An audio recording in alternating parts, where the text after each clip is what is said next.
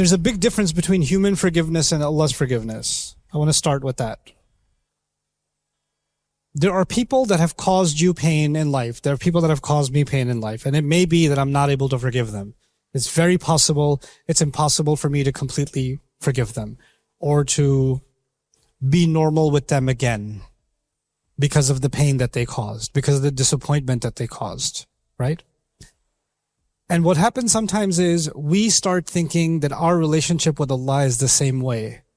That we did something so bad, we disobeyed Allah in such a terrible way, we have disappointed Allah so much that there's no way He's going to forgive us. Even though you've heard all the khutbahs about Allah forgives everything and there's hope and there's mercy, somewhere in your head, that's not how it works.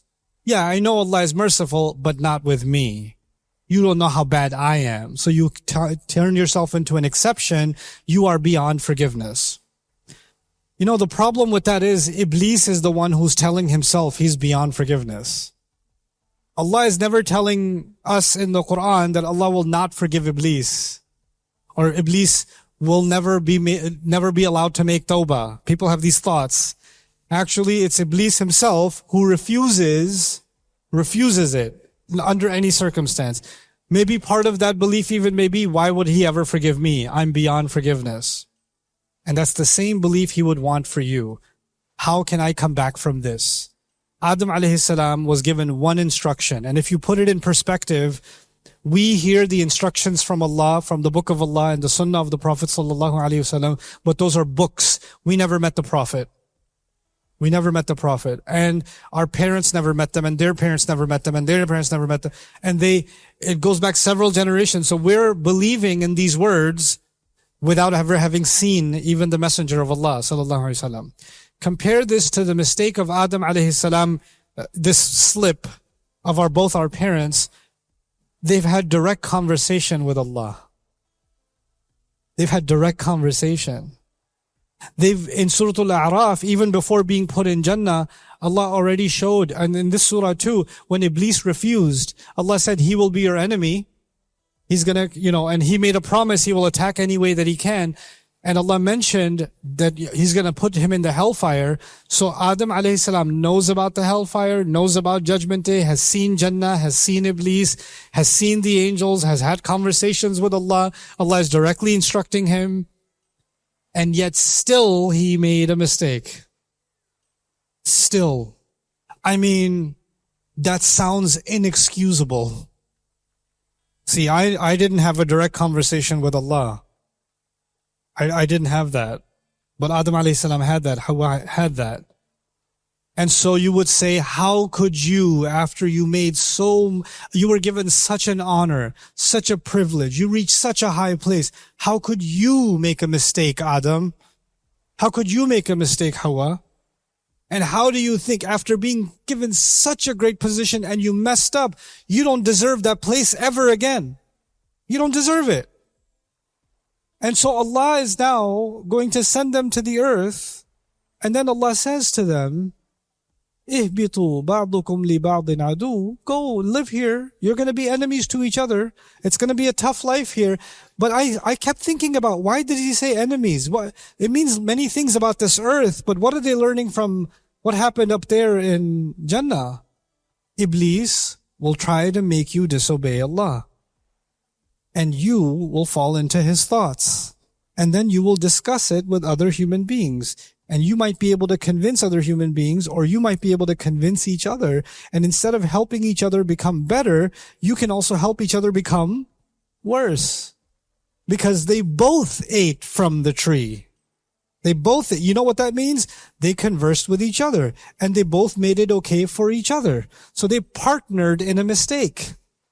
And if you partner in a mistake, you're not friends, you're actually enemies. Even though you love each other, you're enemies because you helped each other do something wrong. At the time, you feel like, you meet young people, Muslims nowadays. I'm not going to sugarcoat it for you. You meet Muslims, the guy's like, yeah, I'm a little bit haram relationship, Ustad. What should I do? Little bit haram? Lower age? Lesser font size? A little bit haram. Yeah, Ustad, it's been 3 years in a little bit haram relationship, but I love her a lot. Like, okay, so you want to marry her? No, I'm not ready for that. Okay, so you're ready to send her to hell, but you're not ready to marry her. You don't love her that much. No, I mean, you don't even love yourself that much. You're okay with destroying yours and somebody else's afterlife, but claim that you love them. Allah is teaching us a new meaning of what an enemy could be. This is the same thing Allah mentioned in Surah Al-Taghabun when He said, "Inna min azwajikum wa awladikum aduwwan lakum." From your spouses and your children, they can be enemies for you. When out of love, when you love someone, and with that love for each other, you're actually helping each other disobey Allah, then you're actually enemies. And Iblis comes, and he doesn't just want men to fight women and women to fight men. Sometimes he wants men and women to love each other, and in that love, do bad things. Like, it's not like Adam and Hawa had a fight with each other and he said, fine. And she said, fine, I'm going to eat from the tree. You know what? I'll eat too. That's not what happened. That's not how it played out. Yeah, Iblis wants people to fight with each other. Sure, that's one of his strategies. But another strategy of his is actually he uses love as a war tactic. He weaponizes love. And so he was successful in doing that with our parents. And that's, Allah is saying, you will be enemies to each other. Just like Iblis is a sneaky enemy. You can't see him coming. It feels like it's your own thoughts. You didn't even realize it's Iblis. You thought it was your own thoughts. Little by little by little. Podcast by podcast. TikTok video by TikTok video. Instagram reel by Instagram reel. You thought it was you, your thoughts. It was Iblis all along, helping you along with his satanic algorithm. That's what he was doing. The same way, he's so sneaky, the loving relationship actually being a relationship of animosity. You love each other, but you're actually enemies to each other. The reality of you being enemies is so sneaky. It's so, you don't even realize you're being an enemy. You think you love someone, but you're destroying them, and they're destroying you, and you're happy with that. You're happy with that. So you will be enemy. بَعْضُكُمْ لِبَعْضٍ عَدُوٌّ. You will live here, you're going to rest here for a bit, then you got to go. Now Allah is teaching us another important lesson. Just like Jannah was temporary, but one of the temptations, how was Adam able to be tempted? There are lots of answers to that. One of the answers to that is, Iblis came to him and told him, by the way, listen, the announcement has been made. You've got to go to earth. You know that, right? And Adam may have been, yeah, I know. I was made for the earth. But don't you like it here? This is nice, right? Earth is not like this. They have humid temperatures in Malaysia. Earth is not like this. Have you been to the Gulf? Have you seen the summer in Dubai? Have you seen, the winters in Boston? It's brutal. It's not an easy place. But too bad you gotta go. I know you gotta go, but, the only people that get to stay here forever, though, are people that eat from that tree. That's what he told him. The reason you were told not to eat from that tree is because by not eating from that tree, you will be sent to the earth. And the only way you can stay here and avoid your transfer and your demotion to earth from this luxury place is by eating from that tree. I'm just saying, I'm not saying you should do it. I'm just saying, that's why you shouldn't be eating that, because you got to go to earth. I understand, though, I know, but I'm just saying, I hope you enjoy earth somewhat. I mean, it's no Jannah. So now Adam has a new fear. He has a fear of deprivation.